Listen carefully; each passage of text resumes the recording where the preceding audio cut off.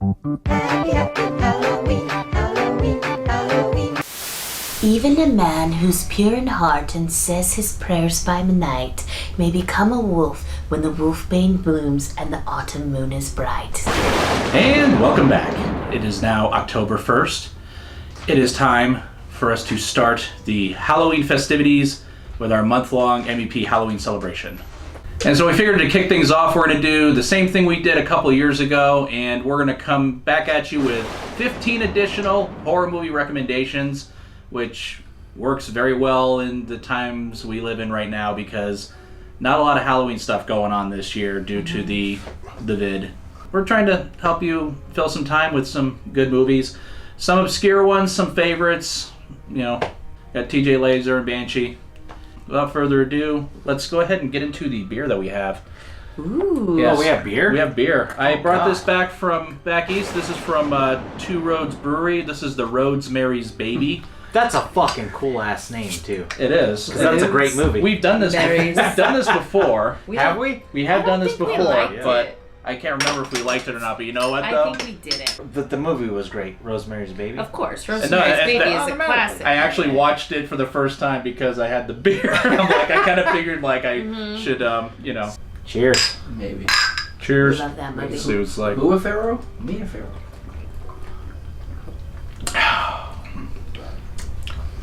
It's okay. It's not bad. It's a typical pumpkin ale, Yeah. but you know, it's not exploding, which is nice. Whoa! It's sweet. It's a sweet beer. It is sweet. Yeah.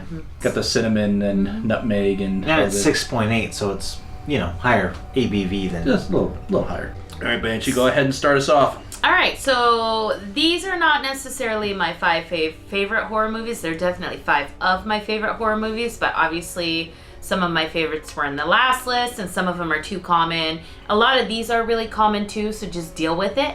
You've probably seen most of them. There's probably one of them you haven't seen. If you haven't seen them, watch them immediately. So my first pick is going to be a movie you've all seen, I'm sure, a little gem, a very scary movie that I like to call Poltergeist. If you have a fear of clowns, it may be from a certain serial killer, but it's most likely from it. But if you're afraid of toy clowns, it's probably from Poltergeist. That's a really scary scene. The ghosts in general are really scary. Tobe Hooper, whatever. Toby Hooper. Toby Hooper, but AKA Steven Spielberg, because it totally feels like Steven Spielberg. I'm sorry, whatever. It's a myth. So maybe he didn't direct it, but he influenced it a lot. That clown had some big ass arms too. Yeah, he did. Fucking Like, stretched.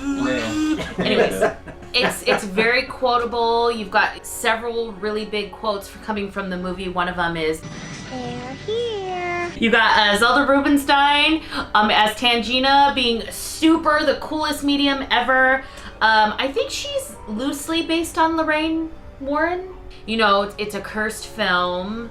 People from the film have died, you know, like Little Carol Ann. Little Carol Ann is the cutest little movie heroine ever with her blonde hair and her blue eyes, like all of TJ's kids. A cool family, they'd be smoking dope in bed. They be smoking dope in bed. They'd be smoking dope in bed. That happens in the movie. This is You know- going on the Blu-ray dust jacket now. Smoking dope in bed. Smoking dope in bed. It's got really cool effects for its time. It's very scary. It's a scary movie. I would call it the best ghost movie of all time. Okay. Your first pick, Nuff. All right. Well, I'm just starting off with the obvious choice. Whenever anyone asks me my favorite horror movies, this is easily one of them, and it is Creepshow. The original 1982 classic directed by George A. Romero, written by Stephen King. It's a anthology with a bumper beginning and end story that features one of my favorites, Mr. Tom Atkins. This anthology movie, I believe it's got 5 separate stories. The way that it's filmed and the way that everything is presented, it feels like a comic book. Obviously, what they were going with was a Tales from the Crypt sort of thing. All the story, there's not a bad story in the bunch, and it's you know, one of the best anthology horror movies you're going to find, one of the best horror movies you're going to find. Something I grew up with, and it's just, and this is probably going to be blasphemy to a lot of you, it's easily my favorite George A. Romero movie. Yes, more so than all the Dead movies. Written by Stephen King, directed by George Romero, starring Tom Atkins with effects by Savini. Fucking how could you get a better movie than that? I'm sorry. It's got Leslie Nielsen in there too. Leslie in a Nielsen. villain role. So I that's mean- Can't go wrong. Honestly, soundtrack's think so. amazing too. Oh, I love the soundtrack. Soundtrack is amazing. I mean, if you haven't seen it before, do yourself a favor and go watch it. It's Mm-hmm. on anything stream. You can purchase it streaming, or you can go to the Walmart bin and get it for $5 Mm-hmm. on DVD or something like that. Yeah. All right. TJ, give me Oh. 2.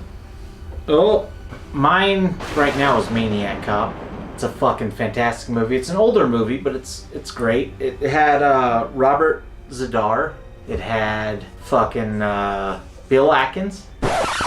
Tom Atkins. Tom Atkins, sorry. God Yeah, we were just talking about him. He's the man. God damn, I'm drunk. Well, don't forget the other big draw in that movie too. Yeah, You Bruce know. Campbell. Mr. Bruce Campbell. Yep. The But- chin. That was one of my Love that favorite cheese. movies growing up because my dad showed me that movie, and it's 80s cheese. It's complete cheese, but it was a fantastic movie. It was one of the first horror movies I've ever seen. You got this big brute who is an ex-cop.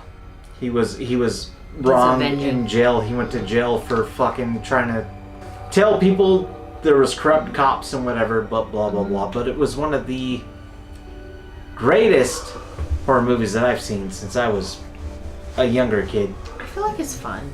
It's fun. It's Yeah. fun. It is a fun movie. It's a fun movie. That's what I like The about gore that is movie. nice. You got the Battle of the Chins. Yeah. Yep. It's fun. Got the Alright, Battle of Banshee. the Chins, yeah. This is the second Stephen King installment of the night. This wavers back and forth as number 1 and number 2 of my favorite werewolf movie of all time, and it would be Silver Bullet. I love An American Werewolf movie. in London. I love that movie, but I love Silver Bullet too. And some days I like London better. Some days I like Silver Bullet. What I really like about it is it's before Gary Busey went batshit crazy. Well, You know. To be fair, he got into like a really bad motorcycle accident. I mean, people don't come back from that shit sometimes. But yeah, he is batshit insane. I'm not saying that whatever. I like crazy people. Banshee's a little bit crazy. It's a really good movie. It's definitely scarier than An American Werewolf in London. Silver Bullet is scary. It's a child being terrorized by a werewolf. A werewolf is, I don't want to spoil it if you haven't seen it, which you probably have, but you know, who's someone you should be able to trust. What's her face? Megan Follows? Megan Follows. Megan Follows is hot. Tell me you didn't have a crush on her as a kid. She I was know like you. 12 in this movie. Okay. You were 12. Yeah. You I was were 8. 12 too when you. Okay, no, you guys were younger than that. It's got a Corey in it. It's got Corey Haim, and I just think it's a really well written story. It's a well acted, a well made movie, and I just there are even simple scenes in this movie that nobody thinks about that I love. Just like the fighting between the mom and the uncle. Like I don't know. I just love the whole movie overall. It's really well done, and I definitely think it deserves at least 1 or 2 of the best werewolf movies of all time. I'd put the original Wolfman up there, quoted it earlier, obviously too, but I love both of those movies. All right. Well, my next movie, it's kind of a, I was mentioning it briefly, and Jesus Christ, Mackie. My next movie is Tales from the Crypt Presents Demon Knight. That's a great movie. It's a great movie, yeah. I saw the movie like at least 4 times in the theater when I was younger, which I would have been 14 or 15 at the time, so I shouldn't have even been in the theater to go see it. It's got everything you want in a splatter fest. It's got great gore. It's got cheesy acting. The comedy is top notch. Best performance by Billy Zane in existence ever. God, he's so good. He's the collector. He's a demon. You got some Bill Sadler in there. Oh, I love William And Sadler. has some Jada Pinkett before she got smithed. And of course you got the Crypt Keeper, and it's a Tales from the Crypt movie. I mean you had the gore and the titties and all that fun stuff on the TV show. Now it's on the big screen. If you haven't seen it and you love Tales from the Crypt, then why haven't you seen it? You know what's funny? I thought Billy Zane was the guy from The Mummy. Oh, Arnold Vosloo. Yeah. For the longest time. Here's the I'm like, thing. hey, it's Billy Zane. You know, we go back to people asking me favorite horror movies. Demon Knight is one of my favorite horror movies, and it's just because of the effect it had It's me when I was amazing. younger. It's a It's great an amazing movie. and it's a lot of fun. I don't know. You're gonna see some of my other picks probably fall within that line of. You're gonna kind of get a sense of like what kind of horror movies I kind of gravitate towards, the ones that really make an impact on me. But all right, TJ, you are up, sir. Oh, next one. Curse of Chucky! Woo! And let me tell you why I like Curse of Chucky, because Child's Play sucked. Not the first one. Hold on, let me reiterate. The first 3 were fucking fantastic. Hell yeah, they were. And then you went Bride of Chucky, and then you went Seed of Chucky. Those 2 fucking sucked balls. Nobody had faith in this franchise. They were like, oh, they're just gonna go the same route. You had lawyer disputes between Don Mancini and the first creator of the first movie. Or not creator, but someone else who produced the first movie. Anyway.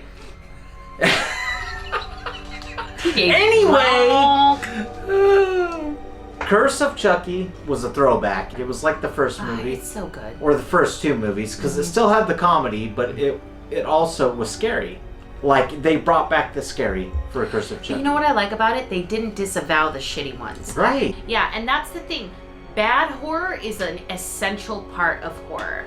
You know, every horror franchise, I don't care which one it is, like every single horror franchise has a shitty sequel at least. Right. And I like that Curse of Chucky didn't disavow them, they included them. Yeah. That was so good to me. That was cool, but they brought it back.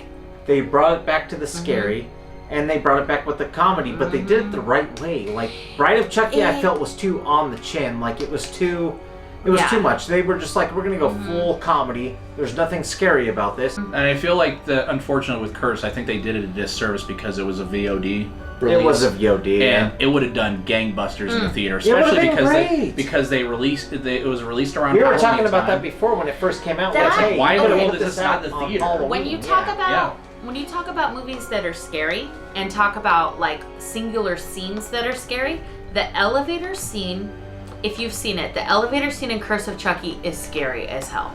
The anticipation building in that, it's just the suspense. The tension. In what movie? Curse of Chucky. The elevator Oh, scene. the elevator. Yeah. It's, that is an amazing Gotcha. scene. Yeah, I really, it scared me. Oh, are we coming? Oh, God. Are we coming to? Okay. Oh yeah, here it This comes. next movie you've all seen, I'm sure, and if you haven't, what the fuck are you watching this for? Literally turn this off and go watch this movie right now. This is, in my opinion, the #1 most watchable horror movie of all time. It is my favorite vampire movie, and this is a movie you love called Lost Boys. The Lost Boys. The Lost Boys. So, some people say it's a little bit of a take on Peter Pan.